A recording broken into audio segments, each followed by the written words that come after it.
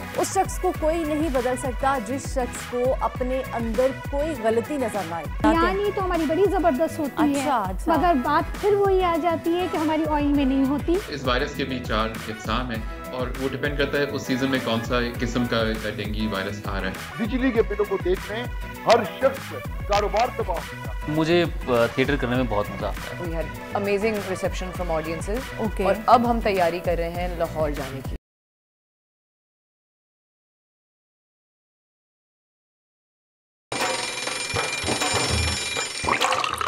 आजकल सबकी ही सुबह आउट ऑफ कंट्रोल है, दुनिया बोल है, तेरी दुनिया बोल है। अस्सलाम वालेकुम नाज़रीन, गुड मॉर्निंग, सुबह खैर। दुनिया बोल है में कहेंगे आपको खुशामदीद और मैं हूं आपके साथ अनम जुल्फ़िकार। और नाज़रीन, उम्मीद करते हैं कि आज का दिन आप सबका बहुत अच्छा गुजरे और प्रोग्राम का आगाज़ करेंगे आज की अच्छी बात के साथ। उस शख्स को कोई नहीं बदल सकता जिस शख्स को अपने अंदर कोई गलती नज़र ना आए। हम इंसान हैं और अक्सर हमसे जाने अनजाने में गलतियां हो जाती हैं, तो अगर कोई गलती हो जाए तो आगे बढ़कर मुआफ़ी मांग ले, क्योंकि मुआफ़ी मांगने वाला आला ज़र्फ़ इंसान होता है। इसी अच्छी बात के साथ नज़र डालते हैं आज की बड़ी खबर पर।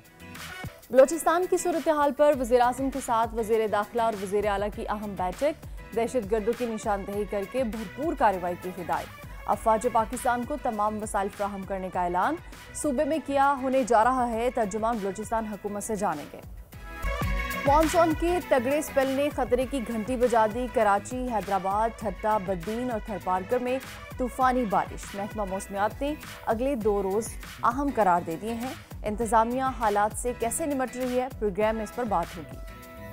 ताजिर 2 स्कीम के खिलाफ ताजरों की मुल्कगीर हड़ताल। ताजिर इजाफी टैक्स देने को तैयार नहीं है, हुकूमत ताजरों की सुनने को तैयार नहीं है। क्या कोई बीच का रास्ता बाकी है, तफसीली गुफ्तगू होगी। और अदाकार सदाकार लेजेंड ज़िया मुहिउद्दीन की ज़िंदगी का आखिरी प्रोजेक्ट फिल्मसाज और डायरेक्टर महर जाफरी के थिएटर दी वाइट फ्लैग शायकीन की तवज्जो का मरकज़ बन गया। कराची आर्ट्स काउंसिल में पेश किया जाने वाला थिएटर ज़िया मुहिउद्दीन की ज़िंदगी का आखिरी कमीशन ड्रामा था। तो नाज़रीन, अहम खबरें आपने देखी और अब सबसे पहले बात करेंगे हम बलूचिस्तान में होने वाली दहशतगर्दी के बारे में बात करेंगे। मुल्क दुश्मनों के साथ कोई बात नहीं होगी, दहशतगर्दी को जड़ से ख़त्म करने का वक्त आ चुका है। वज़ीर-ए-आज़म शहबाज शरीफ का दहशतगर्दों को 2 टोक और वाज़ेह पैगाम। और विफाकी काबीना के इजलास के दौरान खिताब में वज़ीर-ए-आज़म का कहना था कि अफवाज पाकिस्तान से कह दिया है जो भी वसाइल चाहिए अपने अखराजात घटाकर फ्राहम करेंगे। सिपह सालार भी पुरज़्म है और दहशतगर्दी का खात्मा करके दम लेंगे।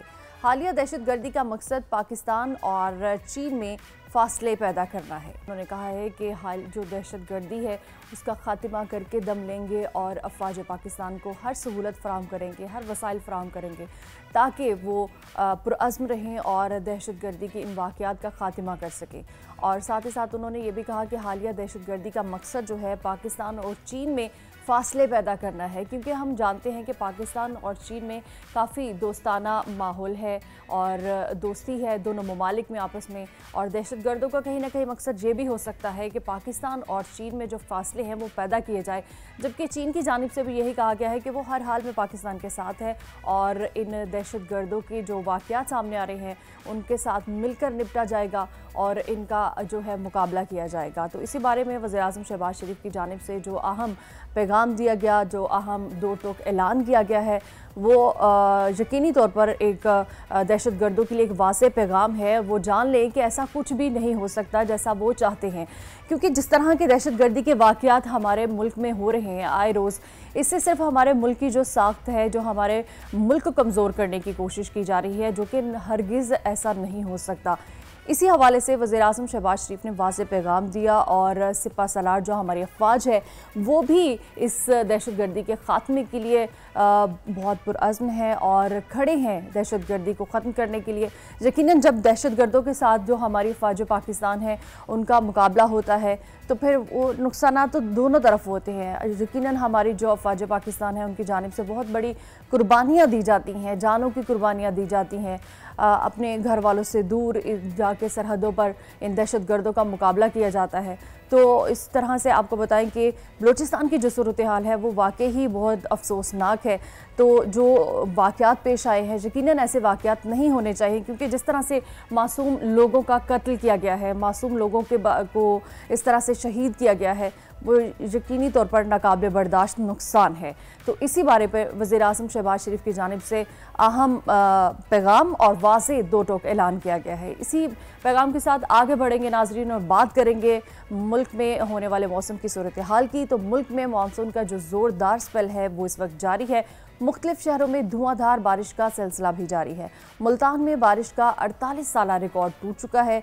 जुड़वा शहरों में भी तेज़ बरसात है।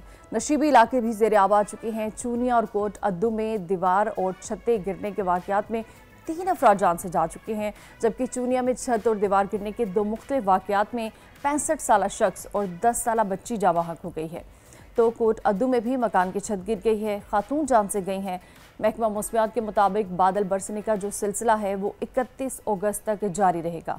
बलूचिस्तान की बात करेंगे तो हब, लसबेला, खजदार, सराब, कलात, अवारान और मस्तोंग में मूसलाधार बारिश का इम्कान है, जबकि नसीराबाद, जाफराबाद, सोहबतपुर और औस्ता मोहम्मद झलमगसी में भी मूसलाधार बारिशें मुतवक्के हैं।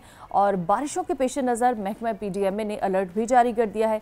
अलर्ट के मुताबिक शदीद बारिशों के बायस नदी नालों में तुगयानी का खदशा है। इस दौरान शहरी जो हैं वो गैर ज़रूरी सफ़र से गुरेज करें। कराची में ना सिर्फ बल्कि दूसरे शहरों में भी बारिशों का सिलसिला इस वक्त जारी है। मुल्तान में भी बारिश का 48 साला रिकॉर्ड टूट चुका है।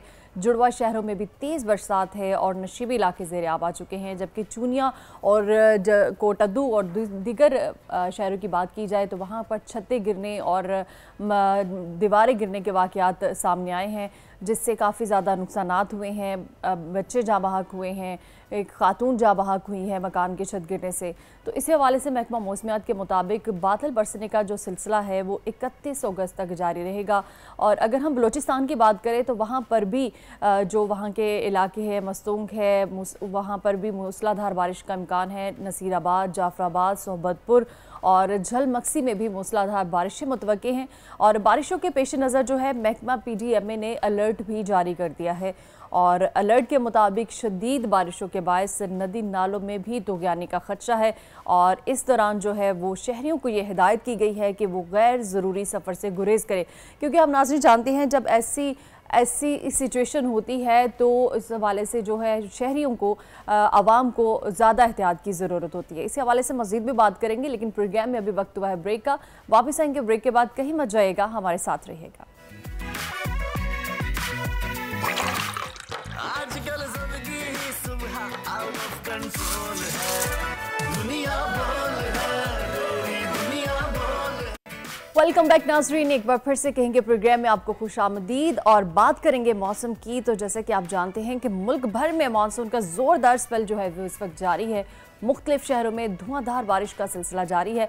मुल्तान में बारिश का 48 साला रिकॉर्ड टूट चुका है और जो दीगर इलाके हैं वो भी ज़ेरे आब आ चुके हैं और नुकसानात भी काफ़ी हो रहे हैं। तो इस हवाले से आपको बताएं कि बलूचिस्तान में भी यही कुछ ऐसी ही सूरत हाल है। हब, लसबेला जो है, खजदार, सराब, कलात और बहुत से दीगर इलाकों में भी बारिश के इम्कानात इस वक्त मौजूद हैं और मूसलाधार बारिशों का सिलसिला इस वक्त जारी है। और इसी हवाले से बात करने के लिए हमारे साथ मौजूद हैं director PDMA Balochistan Naveed Sheikh. Sir, बहुत शुक्रिया आपके वक्त का। सर, जो मौसम की इस वक्त सूरत हाल है उसको देखते हुए क्या अपडेट्स देंगे कि PDMA की जानिब से क्या इंतजाम किए गए हैं?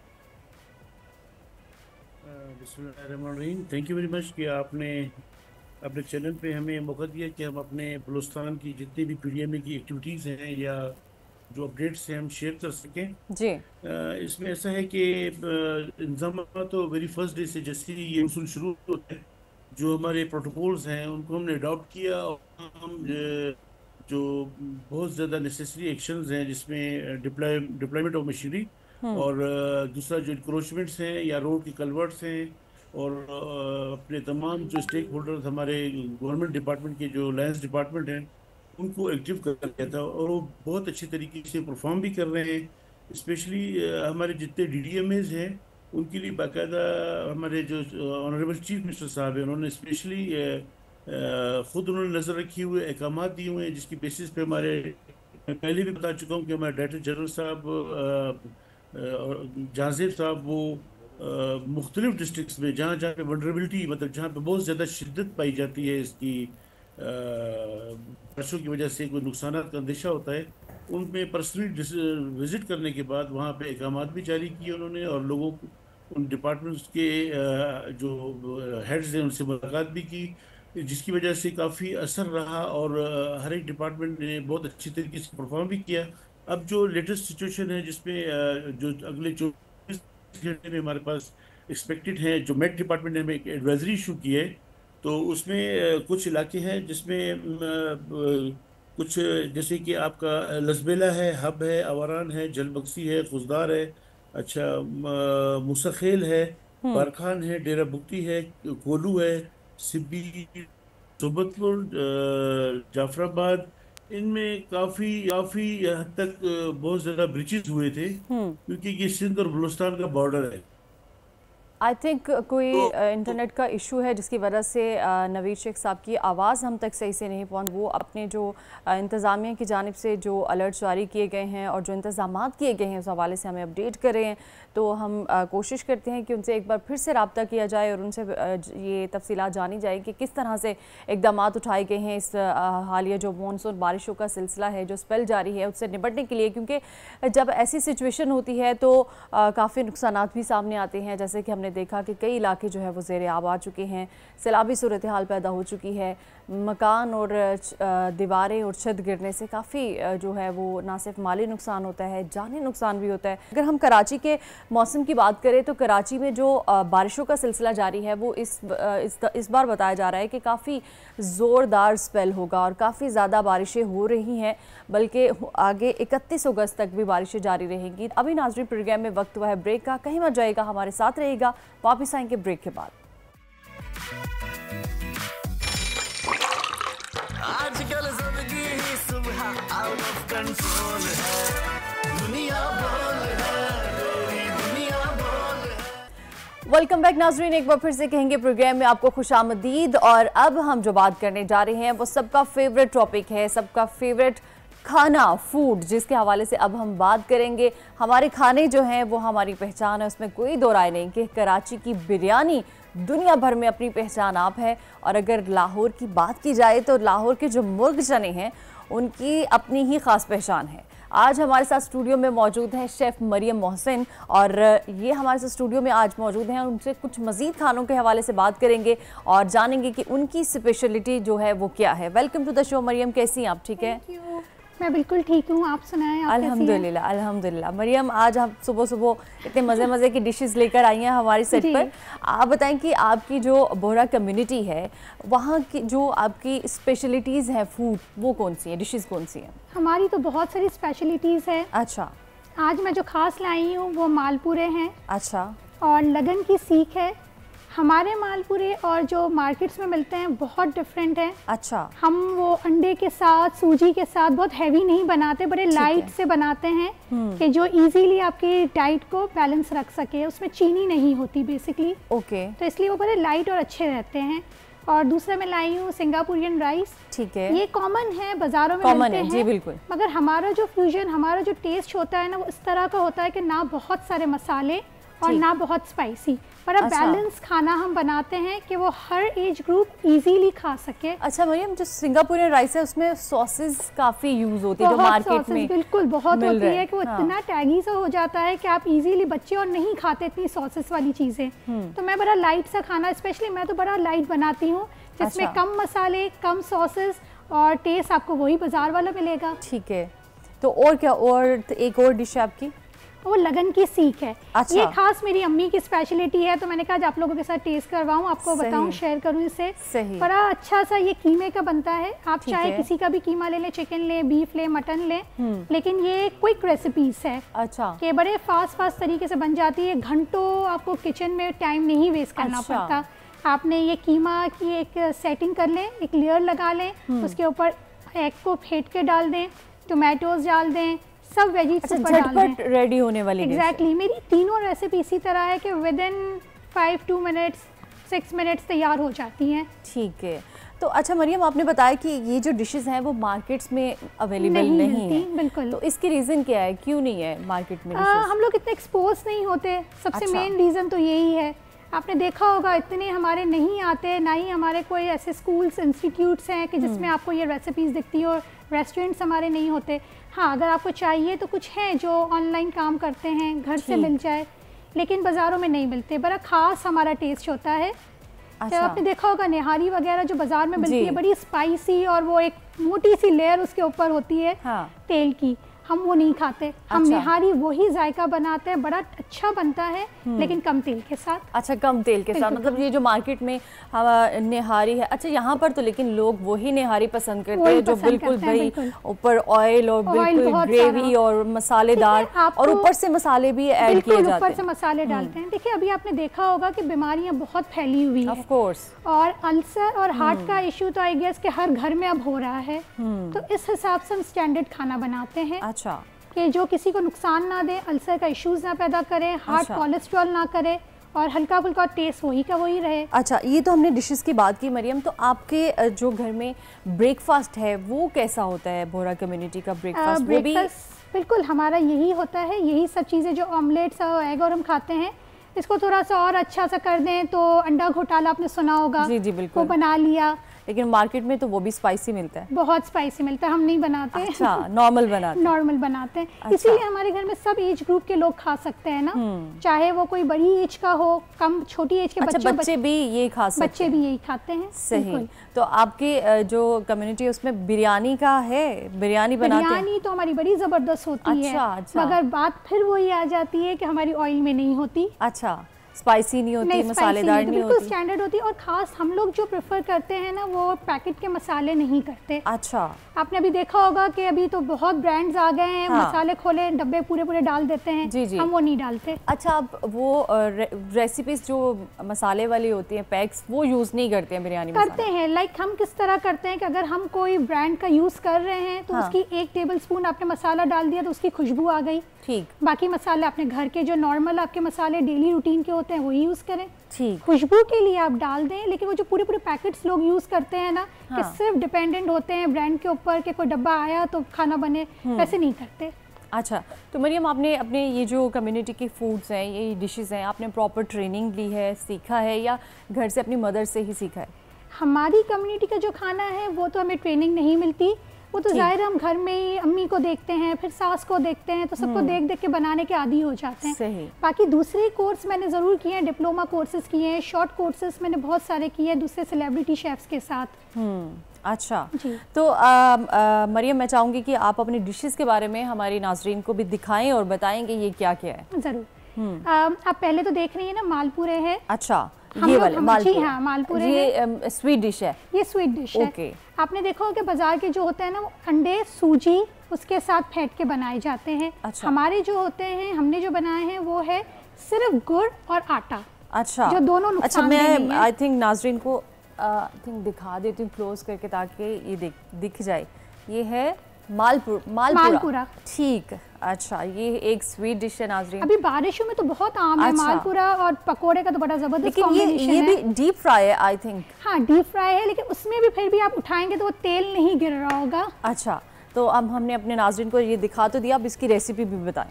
देखिए, इसमें आप 1 कप जितना आटा ले लें, चक्की का जो लाल आटा हम यूज करते हैं ना रोजमर्रा में, बस वो आटा ले लें, और गुड़ का पानी। मैदा आप यूज नहीं करते? नहीं, मैदा नहीं है। मैदा फिर वापस वही पेट के लिए हैवी होता है, पेट खराब करता है बच्चों के। तो ये आटा आप ले लें 1 कप, ठीक है, और गुड़ का पानी बना ले। गुड़ के पानी में क्या है कि पाव जितना आपने गुड़ लिया। गुड़ का यूज हुआ इसमें शुगर के तौर पर? तो शुगर नहीं है ना, तो ये पेट पुट ऑन नहीं करेगा। सही। अच्छा, आपने इसमें चीनी का इस्तेमाल नहीं किया? नहीं है मैंने, गुड़ का इस्तेमाल किया। सिर्फ गुड़ है जो ब्राउन शुगर कहलाती है। ठीक है। और तो उसको गुड़ का पानी बना लें। सही। और एक अच्छा सा बैटर तैयार कर लें जो ना बहुत स्मूथ हो और ना सिंपल 2 चीजों से, सिर्फ 2 चीजें, आटा और गुड़ का पानी। ठीक है। देन उसके बाद इसका एक अच्छा सा मिक्सचर बना लें, बैटर बना लीजिए। ठीक है। और फिर तेल को हॉट करें, इतना हॉट ना कर दें कि वो जल जाए। जल जाए। हल्का सा तेल गरम हो, जैसे नीम गरम कहते हैं, वो गरम हो जाए तो उसके अंदर आप चम्मच से डालते जाएं, गोल गोल, जैसे हम नहीं डालते पैनकेक्स बनाते हैं और डालते हैं चमचे से, उस तरह आप डालते जाएं। अच्छा, तो मरियम ये जो डिशेस आपने बनाई हैं जैसे कि मालपुड़ा, ये आपकी खास इवेंट्स पर बनती हैं या नॉर्मल रूटीन? नहीं, ये बारिशों के सीजन की है। अच्छा, बारिशों पकोड़े के बना लिए और मालपुड़े सर्दी बना में लिए। भी बनती बिल्कुल, होगी। सर्दी में अभी बारिशों का बहुत मौसम है ना, तो हमारे यहाँ तो ये बहुत कॉमन है। तो ये बारिश सिंपल हुई, सी है और बच्चों को भी बहुत पसंद होती है। बच्चों को अच्छी लगती है क्योंकि पैनकेक्स तो बच्चे खाते हैं ना, हाँ। अब उसमें अंडे और डले होते हैं तो अंडे बच्चे स्मेल की वजह से अवॉइड करते हैं। और कुछ बच्चों को एलर्जी भी होती है, एलर्जी egg से। होती है, एग्जैक्टली। हाँ, और उनको हैवी भी फील होता है। बिल्कुल बिल्कुल हैवीपन रहता है। ये से फायदा ये होता है कि ये हैवीपन नहीं देता। ठीक है। आपने उनको लंच में भी बॉक्स में डाल के 2-3 पीस दे दिए, ठीक है, तो बड़े शौक से खा लेते हैं। ठीक है। अच्छा, नेक्स्ट जो डिश है ये राइस, सिंगापुरियन राइस। इसका मैं आपको बड़ी इजी और क्विक रेसिपी बताती हूँ। ठीक है, इसका ये है कि आपने चावल उबाल लिए जैसे नॉर्मल आप उबालते हैं नमक के साथ, ठीक है। सिर्फ नमक के साथ, कोई गरम मसाला एक कुछ नहीं। सेकंड, मैं अपने अजरीन को दिखा भी दूं जी। हमारे जो मार्केट में सिंगापुरियन राइस मिलते तो बहुत है, लेकिन उसमें सॉसेस जो हैं वो बहुत ज़्यादा होती हैं। लेकिन इसमें हम देख रहे हैं कि देखें, इसमें कोई भी आपने सॉस ऐड नहीं किया। इसमें वेजीज हैं, चिकन है और राइस है, ये चीज़ें हैं। वेरी सिंपल, बिल्कुल सिंपल है और बच्चों को बड़ी अच्छी लगती है ये सिंपल चीज़ें। सही। और इसके साथ क्या होता है कि चिकन होती है तो बच्चे वेजीज भी खा लेते हैं। सही। वरना सब्जियां बच्चे नहीं खाते। सब्जियां खिलाना तो बहुत मुश्किल काम है। तो आप इसका कुछ फ्यूजन कर लीजिए कि चिकन के साथ मिला लीजिए, कुछ कबाब बना लें, तो बच्चे बड़े शौक से ये चीज़ें खा लेते हैं। सही। अच्छा, इसकी रेसिपी भी बताएं। मैं क्विक बताती हूँ आपको रेसिपी। इसकी ये है कि आपने चावल को सिर्फ नमक के साथ बॉईल कर लिया, कोई गरम मसाला नहीं ऐड करना इसके अंदर। फिर आपने चिकन, बोनलेस चिकन ले लीजिए, जो क्वांटिटी आपको चाहिए हो। मैंने तो पाव के हिसाब से ली थी। हाँ। चिकन ले लें। चिकन को आप अच्छा सा तेल के अंदर अदरक लहसुन के पेस्ट के साथ भून लें। ठीक है, उसको अलग से फ्राई करना है। जी हाँ, थोड़े से तेल के साथ थोड़ा सा भून लें। जब आपको लगे कि ये अच्छा सा थोड़ा कलर चेंज हो गया है, चिकन का पिंक कलर से अच्छा वाइट पे आ जाए, तो उसके अंदर आप है ना घर के जो बेसिक मसाले होते हैं वो ऐड कर लें, जिसमें लाल मिर्च पाउडर, काली मिर्च पाउडर, ठीक है, हल्दी, धनिया पाउडर डाल दें। और अच्छा, अगर हम इसमें जो लाल मिर्च पाउडर आपने बोला, अगर स्किप करना चाहे वो कर सकते हैं? अगर बिल्कुल कर सकते हैं, जस्ट हम बिल्कुल स्किप कर दें। इसकी जगह या तो आपको अगर चाट का मसाला पसंद हो तो थोड़ा सा 1 चम्मच जितना वो ऐड कर लें। काली मिर्च सिर्फ आपको पसंद हो तो सिर्फ काली मिर्च ऐड कर लें और मसाले ना ऐड करें। ठीक है, ठीक है। इन सबको फिर आपने वेजिस को भी फ्राई कर लिया? साथ में मैंने फ्राई किया, वेजिटेबल्स को मैंने अलग फ्राई किया, इसके साथ चिकन के साथ नहीं किया। ओके, ठीक है। मैंने हल्का से वेजिटेबल्स मैंने सिर्फ 2 ही लिए, एक कैप्सिकम लिया है और एक कैरेट लिए हैं। ठीक है। आप चाहें तो मजीद ऐड कर ले, कैबेज वगैरह सब ऐड कर सकते हैं। मटर आते हैं, मटर कर लीजिए। सही, मतलब हेल्दी जो वेजेस हैं आप कुछ भी ऐड करना चाहें उसमें ऐड कर सकते हैं। और बच्चों को ये वैरायटी भी दिखती है, बच्चे अट्रैक्ट भी होते हैं कि डिफरेंट टाइप्स की वेजेस भी है, चिकन भी है, राइस भी है, और एक ही डिश में एक ही उसमें आइटम में बहुत सारी चीज़ें जा रही होती हैं। ये सब तो हेल्दी चीज़ें आ रही हैं तो बच्चे खा लेते हैं शौक से। सही। फिर जब मैंने सब्जियां की थी फ्राई हल्की सी, उसके अंदर ही मैंने थोड़ा सा मायोनीज 1/2 कप जितना, अच्छा, और उसी के साथ मैंने है ना 3 से 4 टेबलस्पून केचप के डाले थे। अच्छा, उसी दौरान आपने इसमें ऐड कर दिया, अलग से नहीं ऐड किया? तो इसमें क्या हुआ था कि वेजिटेबल्स जो थी ना वो अच्छी गल गई, पक्की वो हो गई, नरम हो गई। ठीक है। फिर मैंने सब चीज़ों को असेंबल कर लिया, जैसे राइस की लेयर डाली, फिर उसके ऊपर चिकन डाली, फिर उसके ऊपर मैंने ये सब्जियां सारी डाली। सही। और आखिरी में आप इस पर बघार कर लीजिए लहसुन का। लहसुन की आप चॉप कर लीजिए 3 से 4 जवे, उसको चॉप करके तेल के अंदर थोड़े से 1 चम्मच तेल के अंदर उसको फ्राई कर लें। मिर्चे काट के ऊपर से आप देख सकते हैं कि ऊपर मिर्ची डली है ग्रीन वाली, वो डाल लें। ठीक। और जो थर्ड डिश है ये, इसका नाम भी बता दीजिए। इसका नाम है लगन की सीख। लगन की सीख। अच्छा, ये कीमे से बनी हुई है? ये कीमे से बनी हुई है। कीमा, बीफ कीमा, चिकन कीमा? मैंने चिकन लिया है। अच्छा, आपको जो फ्लेवर अच्छा लगता है वो ले लें। ठीक है, आप किसी भी चिकन के मतलब किसी भी मीट से ले सकते हैं, किसी से बन सकता है। ठीक। अच्छा, इसकी रेसिपी भी बता दें। इसकी रेसिपी है कि आपने पैन लिया, जो पैन फैला हुआ हो, जिसमें आपको प्रेजेंटेशन करनी हो, और आप चूल्हे पे भी रख सकते हो, इस तरह का पैन आपने ले लिया। ठीक है। उसके अंदर नीचे आपने एक लेयर रखी है कीमे की, पहले आप उसको ग्रीस कर लें ऑयल से। अच्छा। ताकि वो चिपके ना। ठीक है। फिर आपने कीमे की एक लेयर लगाई, कच्चा कीमा लीजिए। मैं यही पूछने वाली थी कि कीमे को बॉईल करना है या डायरेक्ट कच्चा कीमा लें, वो तो फिर चूल्हे पे पक जाएगा। उसमें कुक हो जाता है प्रॉपर? बिल्कुल हो जाएगा, बिल्कुल कुक हो जाएगा। कीमा वैसे भी जल्दी पकता है और चिकन का तो और ज्यादा तेज पकता है। अच्छा, टाइम नहीं लगता। सही। आपने लेयर लगा दी कीमे की, पहले ग्रीसिंग की थी, ठीक है। फिर उसके ऊपर आपने एक अंडा फेंटा, अंडे के साथ आपने ना काली मिर्च का पाउडर लिया था। अच्छा, कीमे के ऊपर अंडा? जी ओके, फेंट के डालना फेंट है। के। पहले आपने बाउल में ले लिया अंडा, ठीक है, ठीक अंडे है। के साथ आपने काली मिर्च ली है, नमक लिया है, और मैंने तो अदरक लहसुन भी साथ में लेती हूँ। अदरक लहसुन की 1-1 चम्मच लेती हूँ। साथ में अगर आप मसाला ज़्यादा खाना चाहें तो हरी मिर्च का पेस्ट ले लें। मैंने तो स्किप किया है, हरी मिर्च नहीं डाली। अच्छा, बिल्कुल। हाँ वो स्किप मतलब आप कर सकते हो, अगर आपको ज़्यादा हाँ, स्पाइस हाँ, नहीं चाहिए तो आप बिल्कुल। स्पाइसेस को अपने टेस्ट skip के कर हिसाब सकते हो। से डेवलप कर लें। अगर आपको लग रहा है कि हम ज़्यादा स्पाइसी खाते हैं तो हरी सही। मिर्च का पेस्ट भी डाल दीजिए, ठीक और है। आपको नहीं खाना तो छोड़ दीजिए। ठीक है मरियम, ये तो हमने आपकी ये जो 3 डिशेस लेकर आई थी इसके बारे में हमें पता भी चल गया, इनके नाम भी और इनकी रेसिपीज़ भी। आपके जो इवेंट्स होते हैं उसमें कुछ डिफरेंट टाइप्स की डिशेस बनती होंगी जी। तो उस बारे में भी बताएं, डिशेस के बारे में। हमारे जो बड़े शादी के इवेंट्स होते हैं ना, उसमें तो हमारा बड़ा ख़ास एक चीज़ होती है जिसको हम कहते हैं दाल चावल पलीदा। दाल चावल पलीदा इट सेल्फ कंप्लीट मील है। चावल के अच्छा। साथ दाल और ऊपर टॉपिंग होती है। वो ओके। बाजार वाली दाल नहीं होती, बघार है। वाली एक डिफरेंट ही होता है। इंशाल्लाह कभी नेक्स्ट टाइम हुआ तो मैं आपको ज़रूर प्रेजेंट इंशाल्लाह करूंगी। इंशाल्लाह सही। वो होती है। फिर बोरा कटलस या बोरा चिकन, वो ठीक। हमारे साइड डिश में होती ही है। ठीक है, मरियम हमारे साथ मौजूद थी और मरियम ने हमें बहुत सुबह सुबह जो अच्छी डिशेस हैं वो लेकर आई हमारे लिए। और नाजरीन अभी हम इन डिशेस को ट्राई करेंगे और आप भी यकीनन अपने घर में जो आपने रेसिपीज सुनी है मरियम से वो ज़रूर ट्राई कीजिएगा। अभी हमें ब्रेक पर जाना होगा, वापस आएंगे ब्रेक के बाद, कहीं मत जाएगा, हमारे साथ रहिएगा। आजकल जिंदगी ही सुबह आउट ऑफ कंट्रोल है, दुनिया बोल है, मेरी दुनिया बोल है। वेलकम बैक नाज़रीन, एक बार फिर से कहेंगे प्रोग्राम में आपको खुशामदीद। और अब हम जो बात करने जा रहे हैं वो है डेंगू बुखार की, जो कि काफ़ी ख़तरनाक है। रवां साल के 7 माह के दौरान गुज़श्ता साल के मुकाबले में डेंगू बुखार के केसेस में तकरीबन 135% इजाफा सामने आया है। महकमे सेहत सिंध की रिपोर्ट के मुताबिक सिंध में रवां साल अब तक डेंगू बुखार के 1167 केसेस रिपोर्ट हुए हैं, जबकि महकमा सेहत सिंध ने बताया है कि कराची से डेंगू बुखार के 1022, हैदराबाद से 83, मीरपुर खास से 34, सक्खर से 12 और लाड़काना और शहीद बेनज़ीराबाद से 8 केसेस रिपोर्ट हुए हैं। जबकि दूसरी जानिब पंजाब में गुज़श्ता 24 घंटों के दौरान डेंगू के मज़ीद 6 केसेस रिपोर्ट हुए हैं। इसी हवाले से हम आपसे मज़ीद बात भी करेंगे और हमारे साथ मौजूद होंगे डॉक्टर फैसल महमूद, उनसे इस हवाले से बात करेंगे। डॉक्टर फैसल साहब बहुत शुक्रिया आपके वक्त का। वेलकम टू द शो दुनिया बोल है, कैसे हैं आप? बिल्कुल ठीक ठाक, बुलाने का शुक्रिया जी। Thank you sir. अच्छा सर, डेंगू बुखार, डेंगू वायरस बहुत ही ख़तरनाक है, इस हवाले से हमारे नाज़रीन को कुछ बताइएगा। तो देखिए डेंगू का जो वायरस है, डेंगू का जो बुखार है, ये जैसे आपको मालूम है मच्छरों से फैलता है। ये पाकिस्तान में तो हर जगह पाया जाता है, मगर इसका जो सीज़न है वो यूजुअली साल के जब आखिरी हिस्सों में आता है, यानी कि अगस्त, सितंबर, अक्टूबर, इस सीज़न में ये ज़्यादा पीक करता है। और इंटरेस्टिंग बात ये कि कुछ सालों में बहुत बुरा होता है, कुछ साल में थोड़ा सा उसके बाद कम हो जाता है, फिर दोबारा ये बढ़ना शुरू हो जाता है। अच्छा डॉक्टर साहब, हमने देखा कि लास्ट ईयर इसकी जो थी इतनी ज़्यादा फैलाव नहीं था इस डेंगू बुखार का, लेकिन उससे जो पहले वाला साल गुजरा उसमें काफ़ी ज़्यादा डेंगू केसेस सामने आए थे। तो इसकी वजह क्यों, कभी कम या ज़्यादा इस क्यों होता है, ऐसा क्यों है?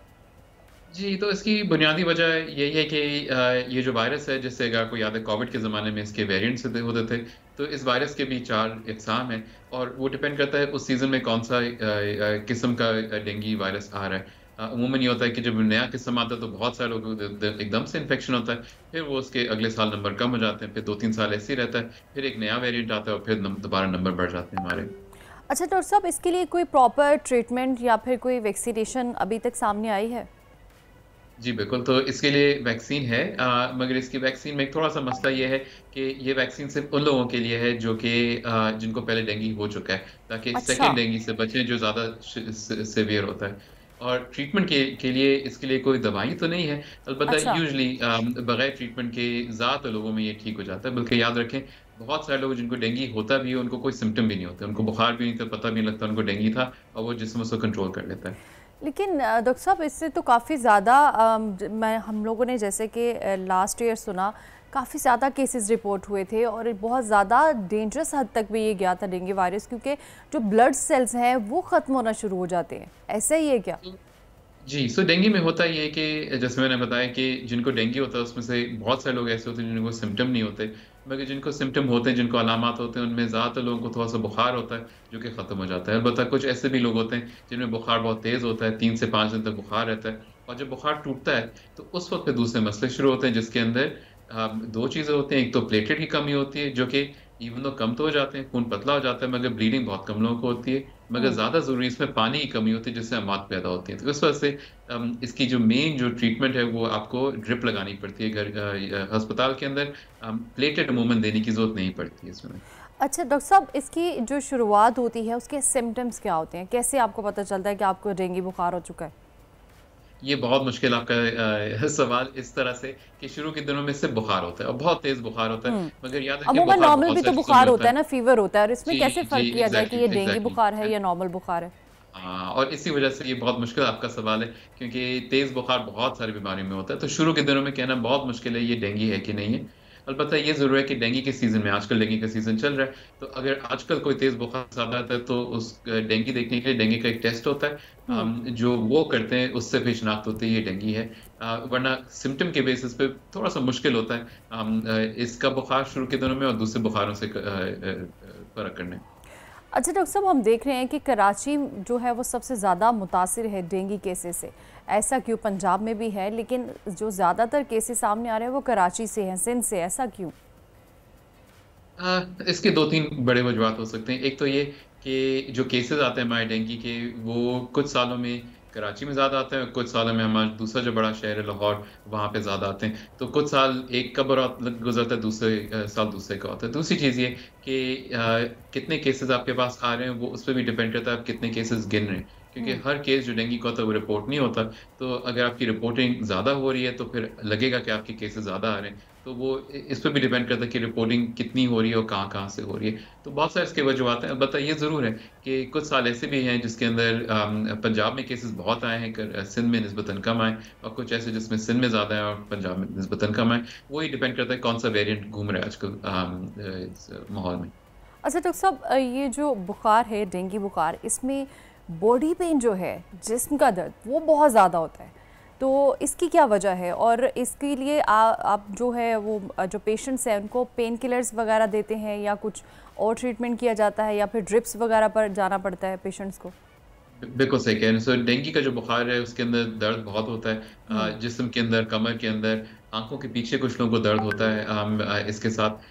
मगर हमेशा ज़रूरी नहीं कि दर्द ना हो, दर्द हो, यानी कि अगर आपको बुखार है और दर्द ना हो तो ये ना सोचें कि डेंगू नहीं हो सकता ये। और इसके पेन किलर हम देते हैं, मगर याद रखें कुछ पेन किलर ऐसे होते हैं जिसके अंदर खून पतला होता है थोड़ा सा, जैसे कि ये ब्रूफेन और ये मतलब कुछ ऐसे हैं जिससे प्लेटलेट भी कम होते हैं, तो वो हम अवॉइड करते हैं। मगर पैरासीटामोल या ये वाले हम ज़्यादा देते हैं बुखार तोड़ने के लिए। और कभी कभार ये भी हमको बताना पड़ता है कि दवाई देने के बावजूद बुखार हो सकता है पूरी तरह ना टूटे, तो परेशान मत हो। ड्रिप की जो बात है, ड्रिप की ज़रूरत नहीं पड़ती शुरू के दिनों के अंदर, वो बाद में पड़ती है जब बुखार टूटता है। अलबत्ता शुरू के दिनों में हम कहते हैं पानी का इस्तेमाल अच्छा रखें, ताकि पानी की कमी ना हो जाए तेज़ बुखार के साथ। और फिर अगर मतली होती है उसकी दवाई देते हैं। अच्छा डॉक्टर साहब, इसके साथ साथ मेडिसिन के साथ साथ हमारे जो आमतौर पर घरेलू टोटकाज हैं वो भी इसमें काफ़ी ज़्यादा लोग इस्तेमाल करते हैं इस बुखार में। क्या वो सही है? जैसे पपीते के पत्तों का पानी या फिर कुछ ऐसी चीज़ें, तो क्या ये सही है, इस्तेमाल करना चाहिए, इससे फ़र्क पड़ता है? जी, तो जब हम बात करेंगे क्या चीज़ें इस्तेमाल शायद ना करें, उसमें से एक मैं बताना भूल गया। याद रखें एंटीबायोटिक इस्तेमाल बिल्कुल भी ना करें, बिकॉज़ एंटीबायोटिक जो है वो बैक्टीरिया दूसरे जरासीम को मारता है, इसको नहीं मारता। तो एंटीबायोटिक से आपको बिल्कुल ज़ीरो फ़र्क पड़ता है। तो यानी कि एंटीबायोटिक इसमें हरगिज़ इस्तेमाल नहीं करनी चाहिए।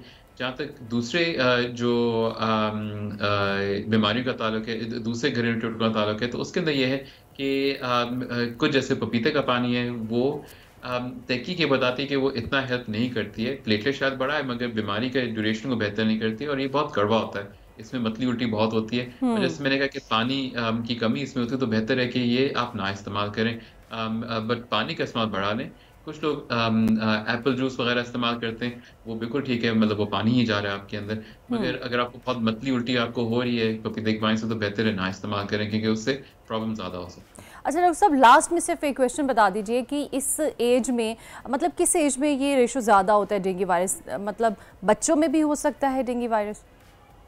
तो ये एक्चुअली इंपॉर्टेंट चीज़ जो कि हमने जिक्र नहीं किया कि जी ये डेंगू वायरस फैलता कैसे, जो मच्छरों से फैलता है। ये मच्छर ऐसा है जो कि घर में रहता है, तो ये हर एज में हो सकता है। एंड अमूमन घर में किसी एक को तो बहुत सारे लोगों को भी होता है, बिकॉज ये मच्छर बहुत सारे लोगों को काटता है पूरे दिन के अंदर। दूसरी चीज़ ये कि तो यानी कि सब में हो सकता है, मगर बहुत कम उम्र और बहुत ज़्यादा उम्र या उनको जिनके अंदर दूसरे तीसरे मसले हों, जैसे शुगर, ब्लड प्रेशर, जो हामला ख़वातीन हैं, उनके अंदर ये ज़्यादा शदीद भी इन्फेक्शन कर सकता है। अच्छा, तो उनके लिए काफ़ी ज़्यादा एहतियात की ज़रूरत है। डॉक्टर फैसल महमूद साहब हमारे साथ मौजूद थे। सर, बहुत शुक्रिया आपके वक्त का, आपने काफ़ी इन्फॉर्मेटिव जो है वो हमारे साथ बातें शेयर की हैं और हमारे नाजरीन तक आगाही गई है। और नाजरीन, आपको चाहिए कि अब जो मौसम चल रहा है, सीज़न चल रहा है, उसमें काफ़ी एहतियात बरतें, अपने घरों को इस तरह से रखें जहाँ पर मच्छर की जो अफजाइश है वो ना हो सके, गैर ज़रूरी पानी को स्टॉक करके ना रखें और गंदगी को साफ़ रखें ताकि इससे ये जो है मच्छर है उनकी अफजाइश ना हो सके। तो अब हम आगे बढ़ेंगे और बात करेंगे मुल्क भर में जो आज ताजरों की जानिब से हड़ताल की जा रही है। मुख्तलिफ तंजीमों की जानिब से शटर डाउन हड़ताल की कॉल है, जिसमें जमात इस्लामी और जमीयत उलमा इस्लाम ने भी साथ देने का ऐलान किया है। और महंगी बिजली, विद होल्डिंग टैक्स और FPR की ताजिर दो स्कीम के खिलाफ ताजिर जो है वो सरापा एहतजाज हैं। और ऑल पाकिस्तान अंजुमन ताजरान और federation of Pakistan chamber of commerce ने आज की हड़ताल की हिमायत का ऐलान कर दिया है। अंजुमन ताजरान लाहौर और Karachi side super highway association of industry ने भी हड़ताल में साथ देने का ऐलान किया है। अजमल बलोच ने वाज़ेह किया है कि हुकूमत से कोई मुज़ाकरात नहीं हो रहे, बिजली के बिल्स और महंगाई ने आवाम का भरकस निकाल दिया है। और इसके अलावा आपको बताएं कि मुजाहिद मकसूद भट्ट ने हड़ताल की कॉल वापस लेने की अफवाहों को साजिश करार दे दिया है। और कराची इलेक्ट्रॉनिक्स डीलर्स एसोसिएशन के सदर रिजवान आरिफान ने भी बोल से बातचीत करते हुए भी हड़ताल का ऐलान किया। इसी बारे में एक हम रिपोर्ट देख लेते हैं। हमारे साथ मौजूद हैं इस वक्त कराची से हमारे नुमाइंदे कफील अहमद हमारे साथ मौजूद हैं, उनसे अपडेट्स लेंगे। जी कफील, बताएगा। देखिए, आज मुल्क भर की तरह कराची जो है वो आज हड़ताल है और मुकम्मल तौर पर इस वक्त मैं रिपोर्ट कर रहा हूँ जामा क्लॉथ मार्केट और अल्लाह वाला मार्केट जो इस वक्त आप देख भी रहे हैं कि मुकम्मल तौर पर बंद है। ताजरों उनका कहना यह है कि इस वक्त बिजली के भारी बिल हैं और इसके अलावा जो इजाफी टैक्सेस आयद किए गए हैं FPR की जानिब से और जो ताजिर दो स्कीम है उसको वो मुकम्मल तौर पर मुस्तरद करते हैं और उनका कहना है कि ये इसको फौरी तौर पर वापस लिया जाए।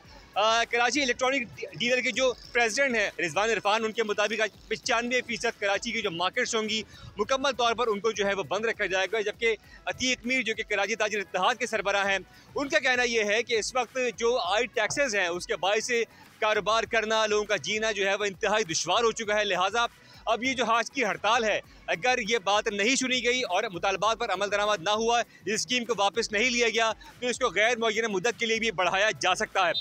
इस वक्त अगर हम बात कर लें कराची में जो एक सेंटिमेंट है, जो तिजारती मराकज़ हैं वो तकरीबन 11 बजे के बाद जो है वो खुलना शुरू होते हैं, लेकिन इस वक्त जो छोटी मार्केट्स हैं वो भी बंद हैं और जो बड़ी मार्केट्स हैं वो भी बंद हैं। और ताजरों का दावा ये है कि तकरीबन 1200 मार्केट्स हैं शहर के अंदर और इसमें 6 से 7 लाख जो है वो शॉपकीपर्स हैं। तो आप देख रहे हैं कि जो तिजारती मराकज़ हैं वो किस हद तक बंद होते हैं और जो FPR से डिमांड की गई है उसे किस हद तक जो है वो पूरा किया जाता है। जी, कफील अहमद हमारे साथ मौजूद थे कराची से। और कराची की जो इस वक्त मार्केट की सूरत हाल है नाज़रीन, वो तो आप जान चुके हैं कि किस तरह से ताजरों ने हड़ताल की हुई है और तमाम जो मार्केट्स हैं वो इस वक्त बंद हैं। रावलपिंडी से हमारे साथ मौजूद है इसरार खान। इसरार खान ने हमें ज्वाइन किया है। इसरार खान, बताएगा रावलपिंडी में इस वक्त क्या मार्केट्स की सूरत हाल है, क्या देख रहे हैं, ताजरों की जानिब से क्या एहतजाज किया जा रहा है? जी बिल्कुल, रावलपिंडी बिल्कुल पूरे पाकिस्तान की तरह रावलपिंडी की जो है ना ताजरान ने भी यही फैसला किया था कि आज जो हड़ताल है वो की जाएगी और तमाम जो ताजर बरादरी और मुख्तलिफ जो ताजरों की तकरीबन 250 तंजीमें हैं वो सारी की सारी आज शटर डाउन हड़ताल करेगी, क्योंकि हुकूमत की जानिब से जो स्कीम मुतारिफ कराई गई है ताजर दोस्त स्कीम नहीं बल्कि वो ताजर दुश्मन स्कीम है। और इसके अलावा बिजली में जो इजाफी टैक्सेस लगाए गए हैं इसके ख़िलाफ़ आज ये हड़ताल की जा रही है और ये हड़ताल कराची से लेकर खैबर तक बल्कि चित्राल तक इसको आज कामयाब बनाया जाएगा। तो इसी सिलसिले में आज ये हड़ताल की जा रही है और हड़ताल में जो है ना वो कल रात मुख्तलिफ तंजीमों के साथ साथ नान भाई एसोसिएशन और साथ में जो है ना मुतफ़क़ा होटल जो होटल मालकान है उनकी तरफ से भी जो है आज की इस हड़ताल की जो है ना हिमायत की गई थी। लेकिन यहाँ पर रावलपिंडी की अगर सिचुएशन मैं आपको बताऊँ, इस वक्त मैं कॉलेज रोड पर मौजूद हूँ और कॉलेज रोड पर जो है ना तमाम जो अतराफ़ की दुकानें हैं वो बंद पड़ी हुई हैं और जितनी भी दुकानें हैं, चाहे यहाँ पर इलेक्ट्रॉनिक्स की शॉप से इलेक्ट्रिकल मार्केट से, साथ में मेडिकल स्टोर्स की जो शॉप्स है, फार्मेसीज वगैरह के होलसेलर्स यहाँ पर है, वो सारी की सारी दुकानें यहाँ पर बंद पड़ी हुई है। माँ सिवाय चंद एक जो नाश्ते की दुकानें यहाँ पर, होटल्स है जहाँ पर नाश्ता वगैरह या हलवा पूरी वगैरह की जो शॉप्स है वो खुली हुई है। जबकि ये कल ताजर तंजीमों की तरफ से ये बात की गई थी कि आज की जो हड़ताल है उसमें होटल मालकान भी जो है वो शामिल होंगे और जितने भी होटल्स हैं वो बंद रहेंगे। ताजरों की अगर बात करें तो ताजरों की तरफ से ये बात जो मुतालबात हैं उनके वो यही है कि जो ताजर दोस्त स्कीम है जो इसका मुकम्मल खात्मा होना चाहिए, क्योंकि ये ताजर दोस्त स्कीम नहीं बल्कि ये ताजर दुश्मन स्कीम है, तो इसका खात्मा होना चाहिए। और ये भी कहा गया है कि अगर इस स्कीम का खात्मा नहीं हुआ तो ये जो हड़ताल है ये गैर मुअय्यना मुद्दत तक हो सकती है। हुकूमत की जानिब से अगर हम बात करें तो FBR के जो रहनुमा है उन्होंने बात की साफ तौर पर कह दिए कि ये जो स्कीम है ताजर दोस्त स्कीम ये किसी सूरत भी वापस नहीं होगी और ये नाफिज और अमल होगी। हाँ, इसके चंद नुकात पर जो जायज़ मुतालबात है अगर ताजरान के उस पर बैठकर बात हो सकती है, लेकिन इसका खात्मा नहीं होगा। अब देखना यह है कि हुकूमत के दरमियान, हुकूमत और ताजरों के दरमियान क्या बातचीत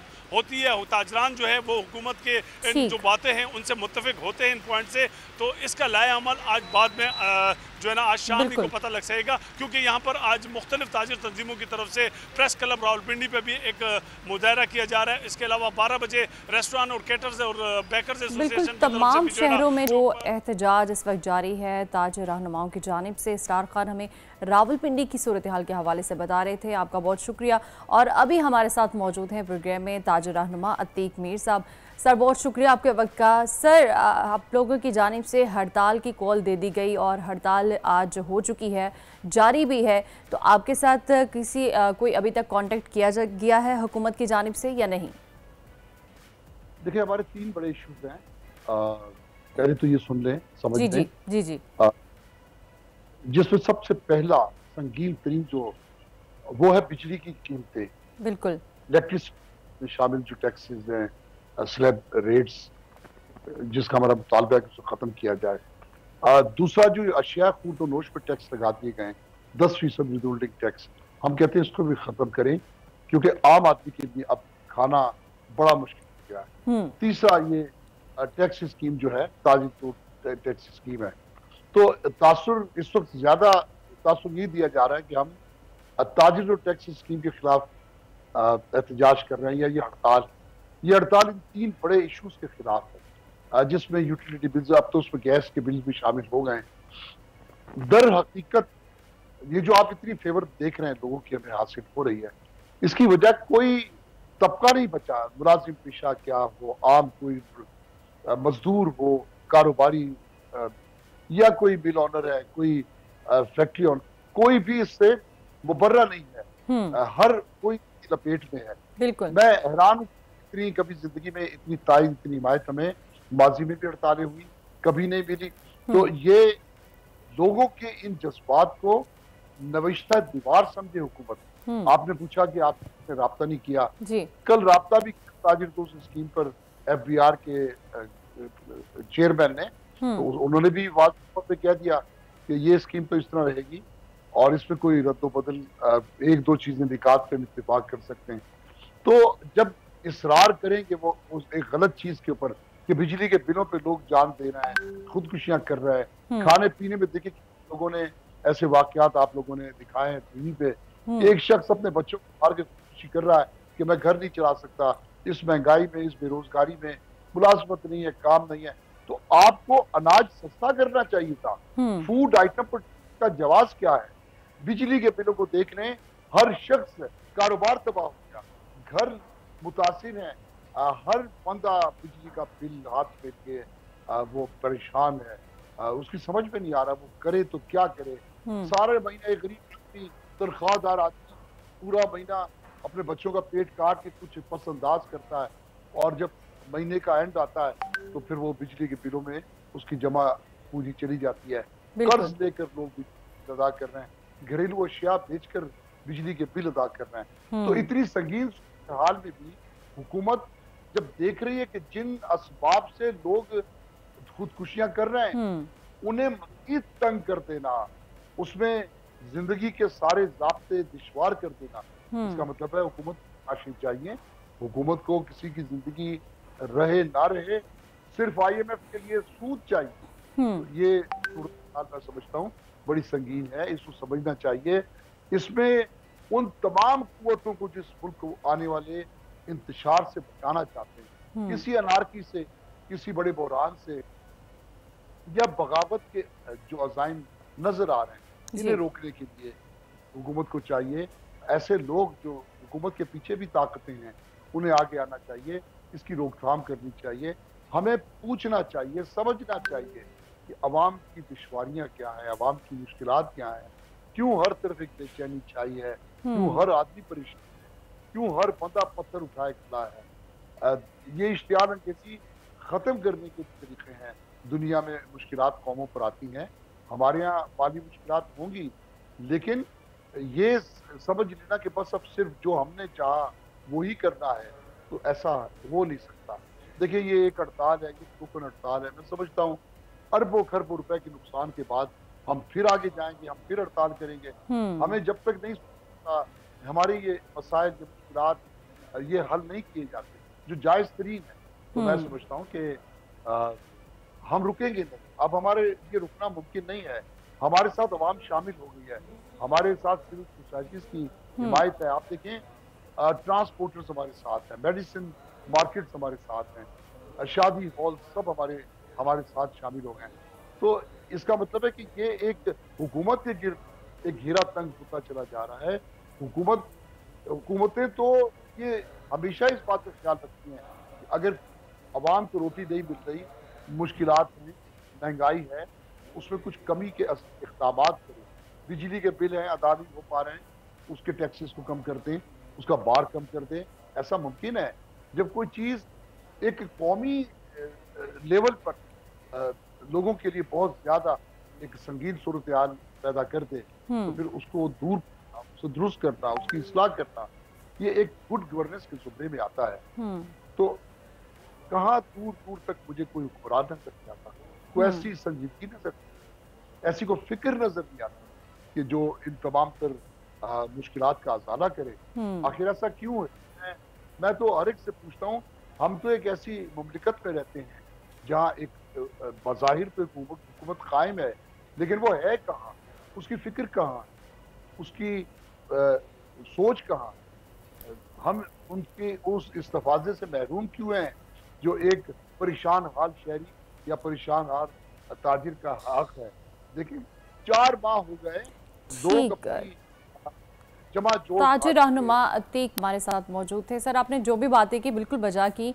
जिस तरह से आम शहरियों के हालात हैं, महंगाई से तंग हैं, परेशान हैं, और उस पर इन टैक्सेस का जो इजरा है वो बहुत ज़्यादा है आम आदमी के लिए, उसको टैक्सेस को पे करना। आप बिल्कुल ठीक कह रहे हैं। अभी यहाँ पर प्रोग्राम में वक्त हुआ है ब्रेक का, वापस आएंगे ब्रेक के बाद, कहीं मत जाएगा, हमारे साथ रहिए। आजकल ज़िंदगी ही सुबह आउट ऑफ कंट्रोल है, दुनिया बोल है, दुनिया बोल है। वेलकम बैक नाजरीन, प्रोग्राम में कहेंगे आपको एक बार फिर से खुशामदीद। और अब हम आपको बताएंगे कि arts council of Pakistan Karachi में इन दिनों हिदायतकार महर जाफरी के थिएटर द वाइट प्ले की खूब धूम है। ये खेल 1937 के खेल पर मबनी है, जिसे मशहूर चेक ड्रामा निगार, नाकिद और सहाफ़ी का तहरीर किया है। और ये खेल जो है ज़िया मोहिद्दीन की याद में पेश किया जा रहा है, क्योंकि ये उनका आखिरी कमीशन ड्रामा था। और इस ड्रामे की कास्ट में अदाकार फवाद खान, साद ज़मीर समेत दीगर भी शामिल हैं। इस वक्त हमारे साथ स्टूडियो में मौजूद हैं इस प्ले की जो डायरेक्टर हैं महर जाफरी, और इस प्ले में जो एक्टिंग की है, और हमारे साथ एक्टर मौजूद हैं काशिफ हुसैन। आप दोनों के वक्त का बहुत शुक्रिया। कैसे हैं आप? ठीक है, सो मच, बहुत थैंक यू। अच्छा महर, आपने इस प्ले को डायरेक्ट किया है, तो आप ही शुरुआत करें, इस प्ले के बारे में कुछ बताएं। जी, ये खेल लिखा गया था 1937 में। ये वर्ल्ड वॉर 2 से 2 साल पहले लिखा गया था। और इसका सिनॉप्सिस प्रेमिस कुछ ऐसा है कि एक यूरोपियन मुल्क, मतलब फिक्शनल रखा गया है, वो तैयारी करा है जंग की शुरुआत के लिए। वो नेक्स्ट लाइक वर्ल्ड वॉर 3 शुरू करने जा रहे हैं। और इस सूरत हाल में पूरी दुनिया में एक पैंडेमिक आया हुआ है, एक वायरस है द वाइट प्लेग के नाम से, जिसके पास कोई अभी तक वैक्सीन नहीं डेवलप हुआ है, लोग मर रहे हैं तादादों में। और एक डॉक्टर है जो कच्ची आबादी से आता है, जो कि काशिफ हुसैन खेल रहे हैं, उसका कैरेक्टर डॉक्टर गेलन। और वो उसने वैक्सीन डिस्कवर किया है और डेवलप किया है, और वो जाता है head of the state hospital के पास और कहता है कि मैंने वैक्सीन डेवलप की है, मैं दुनिया को मुफ्त में देने को तैयार हूँ, लेकिन एक शर्त पे। और वही शर्त है जो पूरा फिर खेल। अच्छा, ये सस्पेंस है, ये जो शर्त है ये सस्पेंस है। बिल्कुल ठीक। अच्छा काशिफ हुसैन, आपका क्या इस प्ले में कैरेक्टर है और आप किस तरह से आपने इसको प्ले किया? बिल्कुल यही कैरेक्टर है कि एक डॉक्टर है जो स्लम से निकलता है, कच्ची आबादियों से, और वो कहता है कि मैं इलाज करने को तैयार हूँ, लेकिन उसकी एक शर्त है जो आप अगर मेरी शर्त मान लेंगे तो मैं पूरी दुनिया को वो मुफ्त में देने को तैयार हूँ। ठीक। सो खेल उस बारे में है कि कैसे जो लोग पावर में होते हैं वो किस तरह मैनिपुलेट करते हैं चीज़ों को, लेकिन ये एक ऐसा आदमी है, मेरा किरदार सिर्फ इकलौता ऐसा किरदार है पूरे खेल में। आपको दिखेगा कि उसका जो दिल है बिल्कुल सही जगह पे। ओके, बाकी किसी का नहीं? बाकी किसी का नहीं। अच्छा, तो इसके अलावा और कौन कौन है? जैसे हमने बताया कि फवाद खान भी हैं इसमें, और कौन कौन से? फवाद खान है, साद ज़मीर फरीदी हैं, सम्मान गाजी हैं, सफ़िया भाले शाह हैं, बिलाल हैं, और मनाल सिद्दीकी हैं, और दानिश इरशाद हैं, और उसके अलावा भी एक ensemble cast है, ये मेन कैरेक्टर्स हैं जी। अच्छा, तो इस पर आपने कब से काम करना शुरू किया? ये कब से स्टार्ट किया? इस पर मैं 20 साल से काम कर रही हूँ। नहीं, लेकिन मैंने बहुत बचपन में पढ़ा था इसको। अच्छा। और परफॉर्म भी किया था जब बचपन में स्कूल में, और ये मेरे साथ रहा था। तो जब कोरोना हुआ था और लॉकडाउन हुआ था तो मुझे लगा कि मैंने अपनी शेल्फ से निकाली एक स्क्रिप्ट और मैंने उसको डस्ट ऑफ किया और कहा कि ये एकदम से बहुत रेलेवेंट हो गया है। और बिल्कुल जो स्क्रिप्ट उस वक्त लिखी गई थी, ये ऑलमोस्ट एक अजीब सा वो था कि यार ये तो लग रहा है कि आज के दौर में लिखी गई है। जैसे कि आपको याद होगा लॉकडाउन में कोरोना की जब शुरुआत की वो स्टेजेस थी, हर एक घर में मुख्तलिफ राय थी लोगों की कि क्या है। अब्बा कुछ और कह रहे थे, अम्मा कुछ और कह रही थी, बेटा कुछ और कह रहा था। तो ये इस टाइप ऑफ ये ऐसे थीम्स भी हैं खेल में कि जब ये चीज़ें होती हैं जो आम आवाम के कंट्रोल से बाहर होती हैं, तो लोग कैसे प्रोसेस करते हैं इन्फॉर्मेशन जो हमारे फ़ोन पे आ रहा होता है, इन्फॉर्मेशन जो न्यूज़ पे चल रहा होता है, इंटरनेट पे, अखबारों में, तो व्हाट्सएप के थ्रू, इंस्टाग्राम के थ्रू इतना ज़्यादा इन्फॉर्मेशन आ रहा होता है, तो हम कैसे प्रोसेस करते हैं जो बाहर की जो खबरें आ रही होती हैं हमें। एक ये भी है कि मीडिया का भी बहुत जो रोल है उसमें। अच्छा महर, जिस तरह अभी तक आपने इस प्ले के बारे में बताया, ये बहुत सीरियस टॉपिक लग रहा है, लेकिन आपने ये भी बताया कि ये एक कॉमेडी के तौर पर दिखाया गया है, तो ये किस तरह? ये हमने सैटायर के लहजे में लिया है, जो कि अमूमन होता है कि एक आपने सीरियस टॉपिक को लेके उसको बहुत ही मज़ाहिया बना दिया है। और मुझे जो लगता है वो ये है कि जब ऑडियंसेस को कुछ मज़े का आप दें, क्योंकि एवरीबडी लाइक्स टू लाफ। हाँ, और एंटरटेनमेंट आपने सबसे पहला जो मेरा रिस्पॉन्सिबिलिटी है वो ऑडियंसेस को ये है कि मुझे उनको एंटरटेन करते हुए अपना मैसेज उनको बिल्कुल। और जब आप हंसते हंसते कुछ चीज़ देख रहे होते हैं, आपका दिमाग और खुल जाता है, और वो जो मैसेज होता है मेरे ख्याल से और बेहतर बैठता है लोगों पे, ज़्यादा एक्सेसिबिलिटी हो जाती है फिर उन मैसेजेस पे। अच्छा मैं, जैसे कि आपने बात की कि कोविड के इस तरह की वबा आई थी, तो उसकी वैक्सीनेशन भी हमने ले चुके हैं, मतलब हमारे पास आ चुकी है जी। तो जो आपने की प्ले में ये जो एक वायरस है, इसकी वैक्सीनेशन आपके पास आ गई थी इस प्ले में, या आप? तो इसमें ये इमेजिन कि ये 1937 में लिखा गया और इसकी सिम्टम्स बिल्कुल कोरोना की तरह थे। तो जब मैं भी पढ़ रही थी मैंने कहा कि इनफैक्ट मैंने तो तब पढ़ा था कोरोना से पहले, बहुत जैसे मैंने कहा बचपन में पढ़ा था। इस वायरस का कोई नाम इन खेल में? द वाइट प्लेग जो टाइटल का नाम है। जी जी बिल्कुल। ये एक फिक्शनल है, लेकिन उसके सिम्टम्स बहुत कोरोना से मिलते जुलते थे कि ये वायरस चाइना से आई है, ये आई गेस ओल्डर लोगों को ज़्यादा इफेक्ट करता है, जानवरों को नहीं लाक होती है। तो ऐसे भी बहुत ज़्यादा केसेस थे। और जैसे कि आजकल न्यूज़ में है, वायरसेस बहुत आम होंगी, बहुत आम। बिल्कुल। अभी हमने आज बात की है, डेंगू केसेस पर बात की है, मंकी पॉक्स, कोविड है, इस तरह के बहुत सारे चीज़ें जो है वो तो अब नया नॉर्मल हो गया है कि वायरसेस आएंगे, ऐसे कुछ होगा जो कि दुनिया की so it's one of those world circumstances that's going to always be relevant, मुझे लगता है। तो महर, आपका ये जो प्रोजेक्ट है वो कब चुका है? वो अभी हमने कराची का रन ख़त्म किया है, आर्ट्स काउंसिल में था, जो कि बहुत अच्छा गया था। We had amazing reception from audiences. और अब हम तैयारी कर रहे हैं लाहौर जाने की, जो कि 4 से 8 सितंबर। अच्छा, कराची में ख़त्म हो चुका है? कराची में ख़त्म। क्या डेट्स थी कराची में? बहुत बहुत बहुत अच्छा गया। फुल हाउसेस गई, बहुत अच्छे कुछ स्टूडेंट्स आए थे, स्कूल्स आए थे, उनकी बहुत बहुत अच्छी रिव्यूज़ आई थी। बाकी ऑडियंस की भी बहुत अच्छा, लोगों ने एंजॉय किया इसका मतलब। किया, बिल्कुल बिल्कुल सही। अच्छा काशिफ हुसैन, आपने इसमें एक्ट किया है, तो आपको इसमें एक्ट करना कैसा लगा और लोगों की तरफ से कैसा रिस्पांस मिला आपको? अब मुझे थिएटर करने में बहुत मज़ा आता है। अच्छा। तो मुझे तो बहुत बहुत बहुत अच्छा लगा, और ख़ास तौर पर ऐसा खेल करने में जिसमें आप एंटरटेन तो कर रहे हैं ऑडियंस को, लेकिन उसके साथ साथ आप उनको अवेयर भी कर रहे हैं चीज़ों के बारे में, बहुत सारी डिटेल चीज़ों के बारे में, इमोशनल बर्डन के बारे में, जो ग्लोबल प्रॉब्लम्स हैं उसके बारे में। ये खेल बहुत लेवल्स पे आपको अवेयर करता है बहुत सारी चीज़ों से, और ऑडियंस की तरफ से बहुत ओवरवेलमिंग सा रिस्पॉन्स था, क्योंकि जैसे मैंने कहा ना कि मेरा किरदार इकलौता ऐसा किरदार है जो बिल्कुल उसका दिल बिल्कुल सही जगह पे है। इसका मतलब ये है ना कि वो बिल्कुल सही फैसले करता है, सही फैसले करे, सही डिसीजन ले रहा है। जी, जो हमारे यहाँ सुपर हीरो का कॉन्सेप्ट है ना कि अच्छा, आप एज अ हीरो भी है उसमें, दैट्स मीन ये तो हाँ, बिकॉज वायरस पे है खेल, उसके बाद एक डॉक्टर कुछ बिल्कुल बिल्कुल। ये मतलब प्लॉट वाइज तो इन्होंने वैक्सीन डेवलप किया है, तो उस तरीके से भी हीरो हैं, लेकिन जैसे ये कह रहे थे कि जो मॉरल कॉन्शियसनेस का जो ग्राफ है वो इनके किरदार के थ्रू हम देखते हैं कि जब मुश्किलात का सामना करना पड़ता है तो आप सही फैसला कैसे कर सकते हैं, और करना भी चाहिए। ये आई गेस उनका मैसेज है इस कैरेक्टर का। ओके, तो आप लोग लाहौर जाने की भी तैयारी कर रहे हैं, तो कब तक जाने का इरादा लाहौर में, और ये सब वहाँ पर आज रात? ओके, अच्छा, जी जी वेरी सून। नेक्स्ट वेडनेसडे को ये शो ये खेल शुरू होगा अलहमरा में। अच्छा, अलहमरा में सितंबर, और कराची में यहाँ पर आर्ट्स काउंसिल में हुआ जी बिल्कुल, आर्ट्स काउंसिल में हुआ।